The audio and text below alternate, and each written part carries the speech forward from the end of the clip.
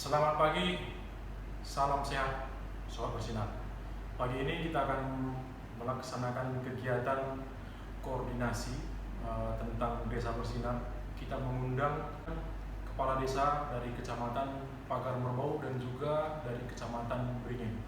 Nah, kita akan memberikan semacam sosialisasi, diseminasi kepada para kepala desa ini agar mereka termotivasi untuk membentuk ataupun melaksanakan desa bersinar di wilayah masing-masing. Mau tahu seperti apa kegiatan kita hari ini, sobat bersinar? Mari kita lihat video berikut ini. Cing! Terhadap desa yang di kita masing-masing, apa yang harus kita lakukan? Nah, kami menawarkan solusi di sini melalui sebuah grand design bagaimana kita mewujudkan desa bersinar seperti itu, Pak Ibu. Nah, untuk desa bersinar ini sendiri, Bapak Ibu, itu adalah merupakan hasil kerjasama antara BNN dengan Kementerian Desa. Ini merupakan suatu kesepakatan yang luar biasa dicapai karena memang baik dari BNN maupun Kementerian Desa melihat bahwa desa ini menjadi salah satu yang harus kita bersihkan dari narkoba, Bapak Ibu. Nah, desa bersinar, Bapak Ibu, secara definisi itu adalah suatu wilayah baik desa maupun kelurahan yang memiliki kriteria tertentu yang intinya dalam desa itu dilaksanakan dengan namanya program pencegahan dan pemberantasan penyalahgunaan dan peredaran gelap narkotika. Intinya hanya itu, Bapak Ibu.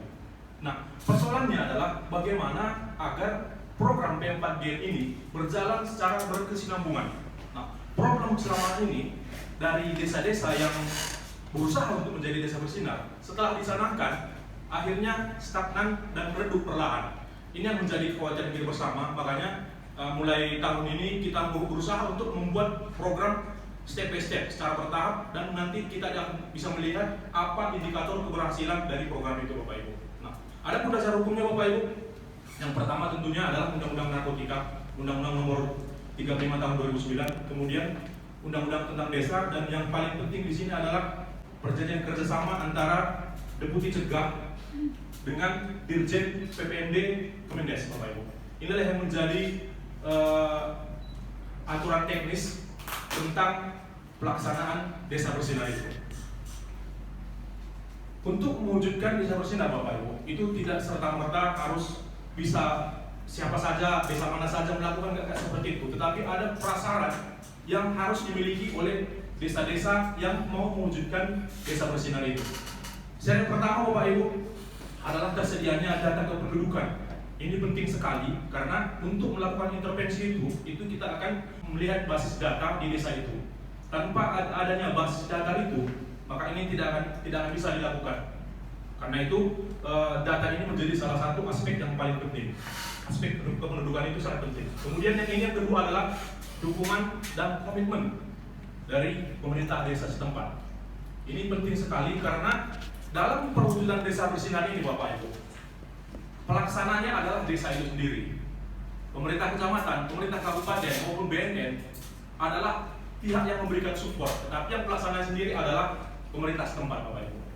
Kemudian yang ketiga adalah peran aktif masyarakat. Ada di suatu desa misalnya, pemerintah desa sangat setuju dengan program P4G ini, tetapi kemudian aplikasinya di lapangan masyarakat tidak mendukung. Ini juga menjadi suatu kesulitan. Makanya antara pemerintah dan masyarakat ini harus berjalan beriringan. Pemerintah pun punya komitmen, masyarakat di sekitarnya juga harus ikut mendukung seperti itu. Baru kemudian nanti desa bersinar ini bisa dibentuk.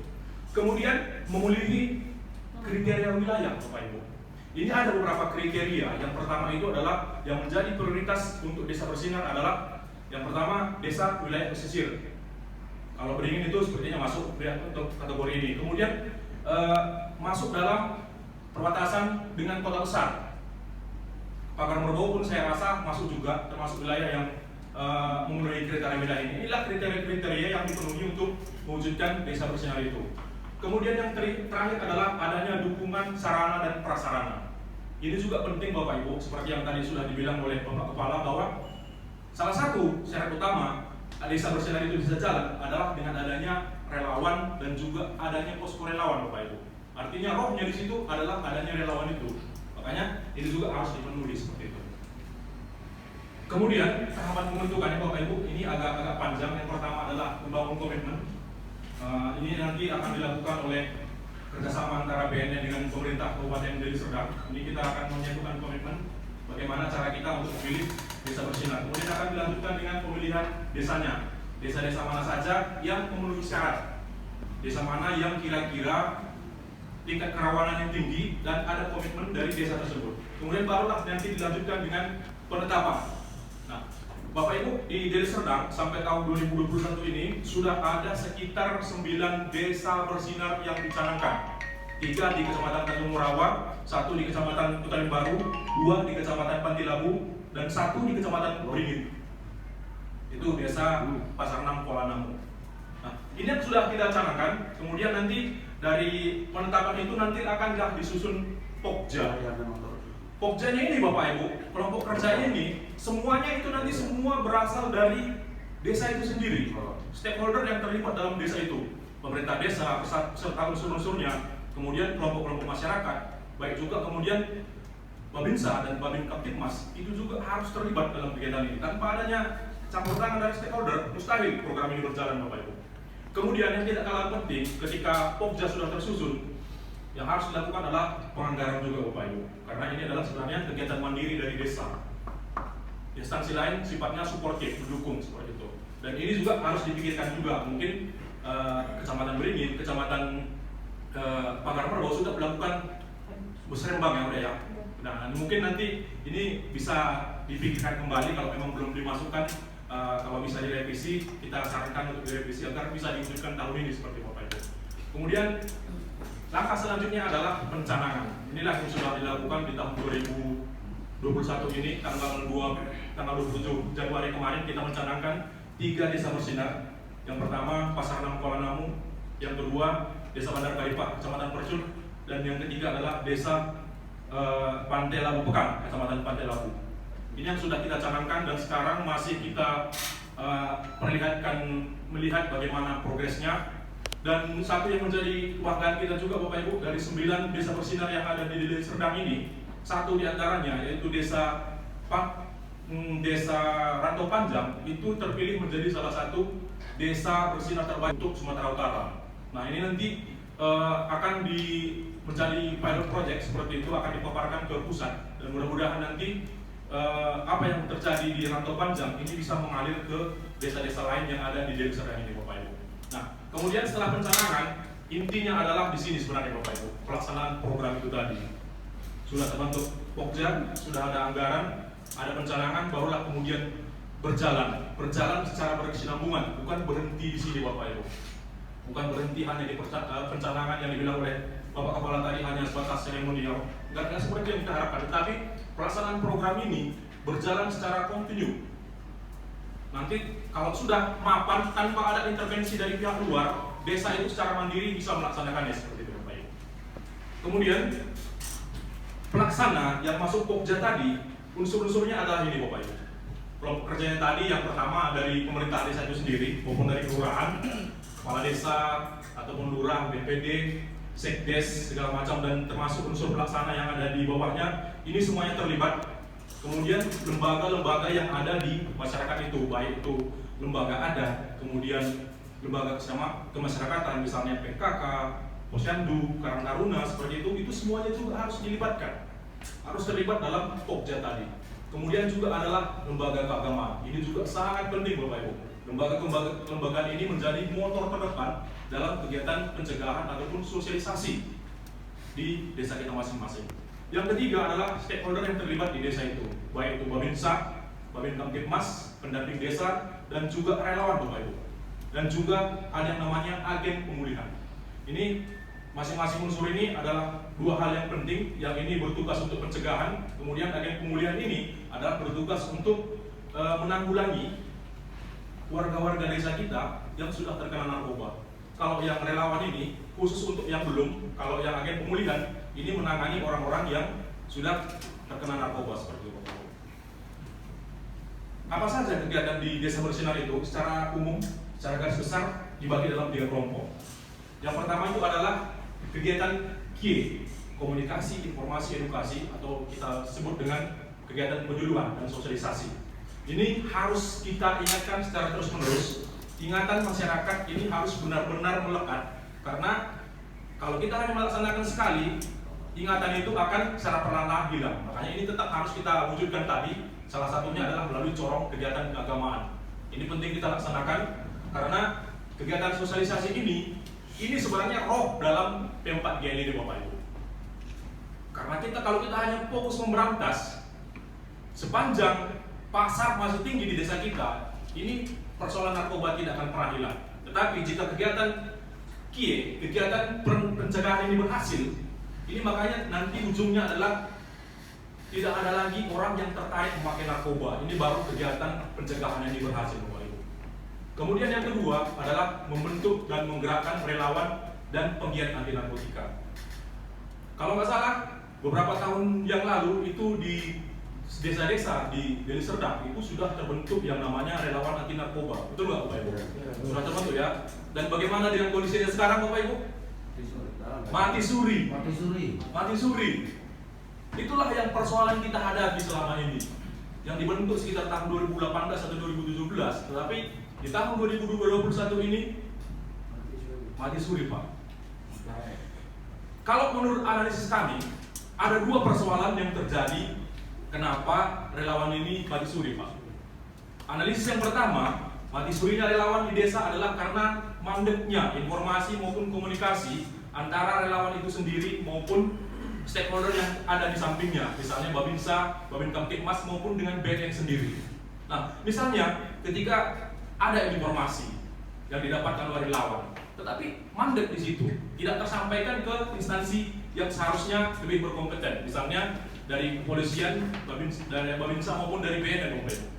Persoalannya seperti itulah selama ini, makanya mandek. Yang kedua, analisis kami, Bapak Ibu, kenapa mandek? Apa kira-kira, Bapak Ibu? Apa kira-kira persoalannya? Betul sekali. Itu persoalannya. Kita membentuk relawan, tetapi kita lupa menganggarkannya. Itulah selama ini yang terjadi. Karena kita hanya membentuk, tetapi kita tidak lanjutkan dengan penganggaran itu tadi, Bapak Ibu.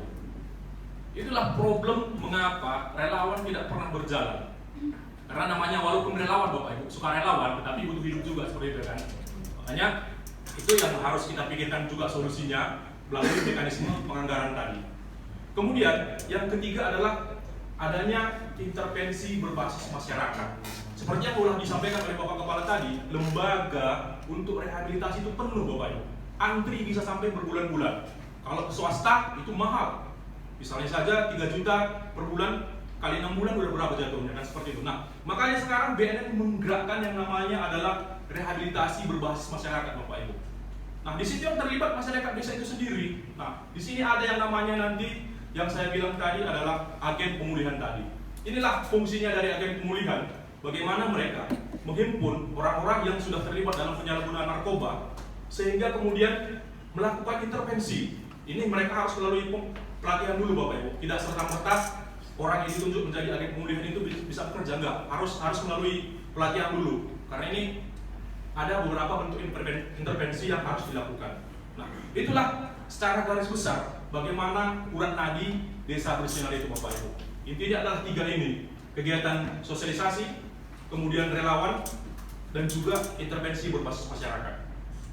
Selanjutnya, ada beberapa indikator keberhasilan dalam terlaksananya desa bersinar ini.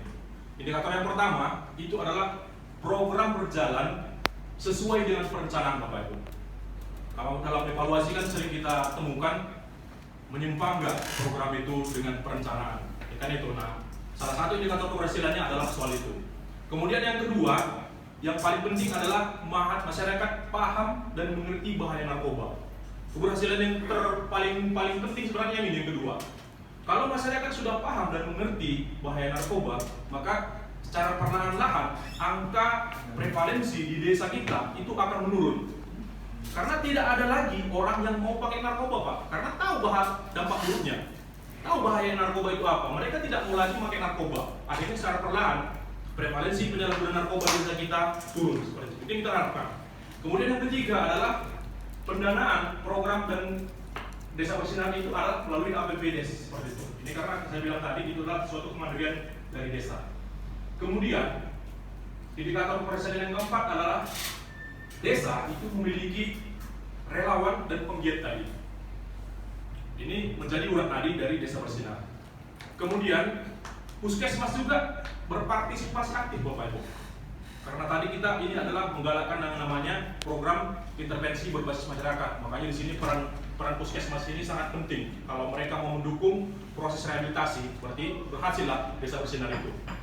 Kemudian indikator yang bisa diukur selanjutnya adalah penurunan tingkat kerawanan wilayah.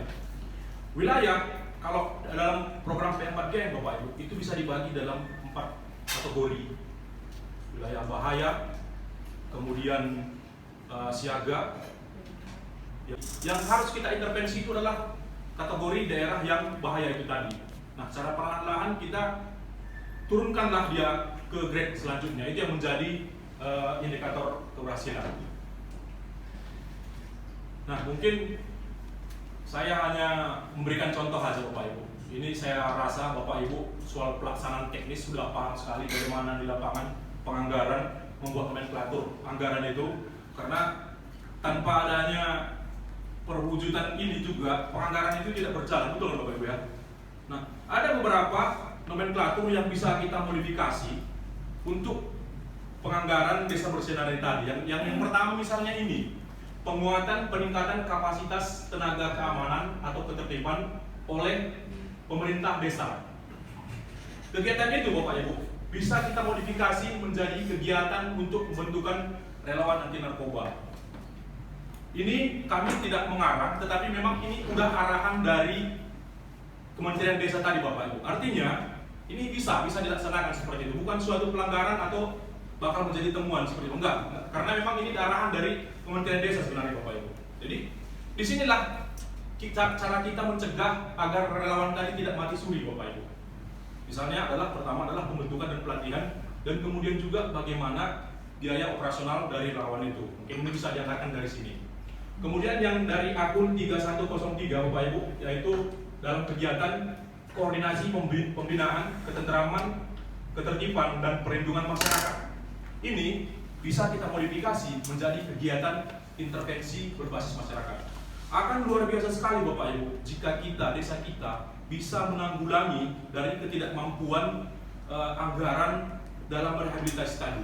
Jumlah terbatas dan juga masyarakat semakin banyak yang mau intervensi. Nah, ini kan ketika nanti bisa berjalan program ini Bapak Ibu, misalnya dalam 1 tahun desa A bisa mengintervensi sekitar 10 orang dalam melalui penganggaran, ini sudah sangat bagus Bapak Ibu. Bagus sekali kalau dari kami. Apalagi nanti jika sampai ini ada suatu regulasi yang dibuat dalam hal itu. Ini menjadi salah satu indikatornya. Kemudian yang ini juga bisa dilakukan Bapak Ibu, bantuan hukum untuk aparatur desa. Nah, ini bisa juga nyambung juga dengan yang ini tadi. Ini karena mungkin nanti ada juga permasalahan di lapangan kan seperti itu. Ini harus dilakukan juga.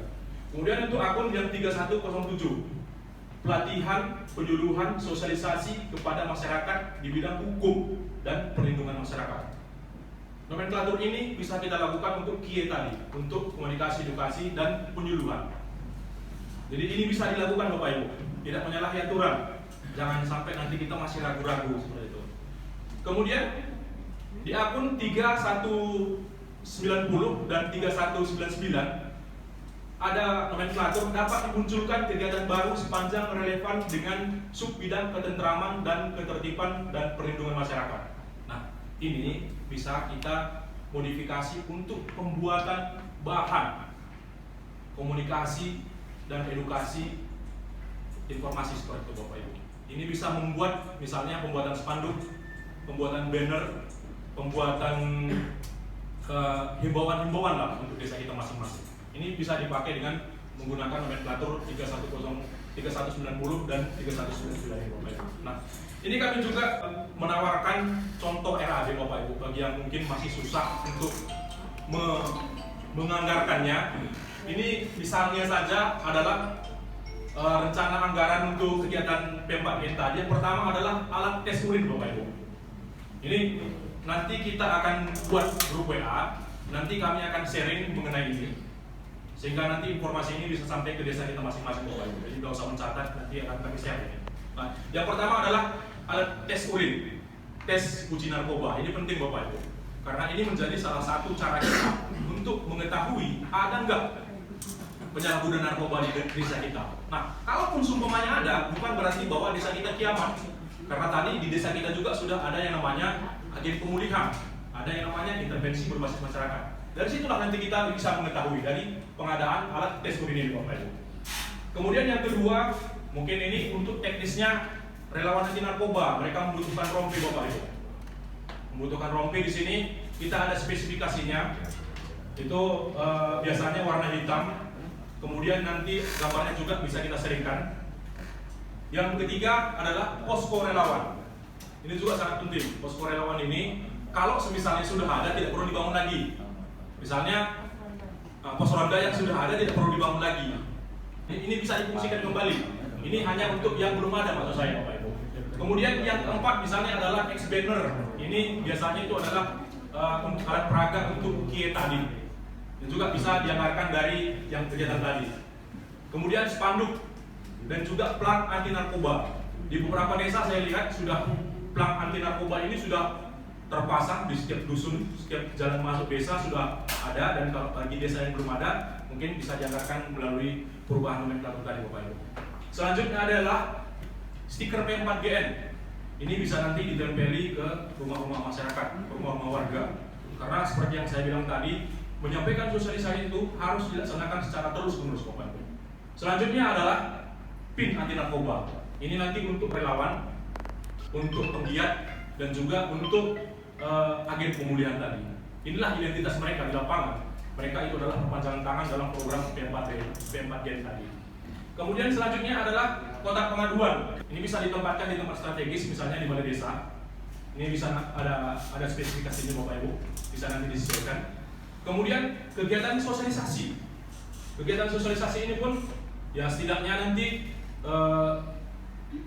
dianggarkan mengenai snack, makan, narasumber maupun transport untuk peserta seperti itu. Itulah kira-kira garis besarnya. Kemudian yang terakhir adalah rehabilitasi tadi Bapak Ibu. Jika misalnya untuk agen pemulihan belum terbentuk, kita juga bisa menganggarkan misalnya desa A bisa menganggarkan rehabilitasi untuk 5 warganya dalam 1 tahun. Misalnya program seperti yang kita lakukan Bapak Ibu, tertampung dia di dalam APBD kita. Misalnya untuk 3 orang lah, 3 orang anggarannya 9 juta, jadinya teranggarkan sekitar 27 juta. Ini hanya misalnya saja. Seperti itulah yang maksud kami untuk rehabilitasi ini Bapak Ibu. Nah, ini kemarin kita pencanangan Desa Bersinar di Pasar 6 Kuala Namu Bapak Ibu, kegiatan yang diapresiasi oleh pusat karena ini adalah pencanangan Desa Bersinar pertama di tahun 2021 yang kita pusatkan di Pasar 6 Kuala Namu. Dihadiri langsung oleh Bapak Wakil Bupati, dan Bapak Wakil Bupati sangat mengapresiasi adanya pencanangan Desa Bersinar ini di tiga Desa Bersinar ini. Kemudian kemarin itu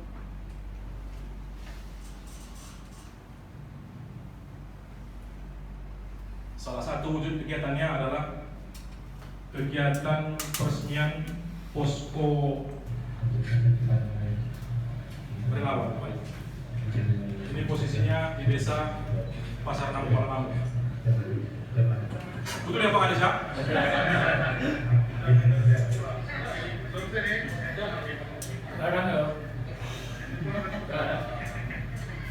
Ini di Pasar 6 Kuala Namu. Kembar kan? Iya. Ada kembar.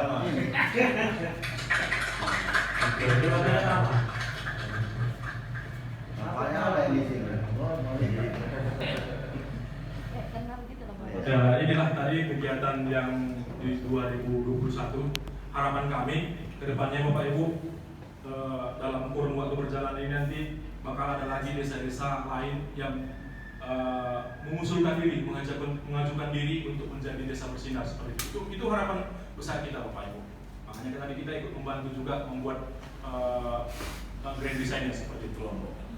Nih mungkin nanti kalau ada yang masih ada tanya jawab lagi bisa call center. Ini semua call center untuk semuanya Bapak Ibu. Untuk tanya jawab tentang misalnya pengaduan penyalahgunaan narkoba, rehabilitasi, dan juga pengaduan untuk sosialisasi bisa di sini. Kecuali pengaduan untuk harga tanah ini nggak bisa Bapak Ibu. Kita hanya fokus tentang narkoba. Silakan call center ini dihubungi. Nanti kita bisa koordinasikan. Dan di sini juga nanti ada bagian pencegahan, bagian rehabilitasi dan pemberantasan bisa langsung berkomunikasi. Misalnya Bapak Ibu ada pertanyaan, nanti bisa langsung dikomunikasikan dengan advokasi cegah, berantas dan rehabilitasi Bapak Ibu. Ini yang bisa saya sampaikan, mudah-mudahan sangat bermanfaat bagi kita semua dan harapan kita agar mewujudkan Deli Serdang bersinar itu bisa terlaksana Bapak Ibu. Terima kasih. Kembali ke Pak Oriento.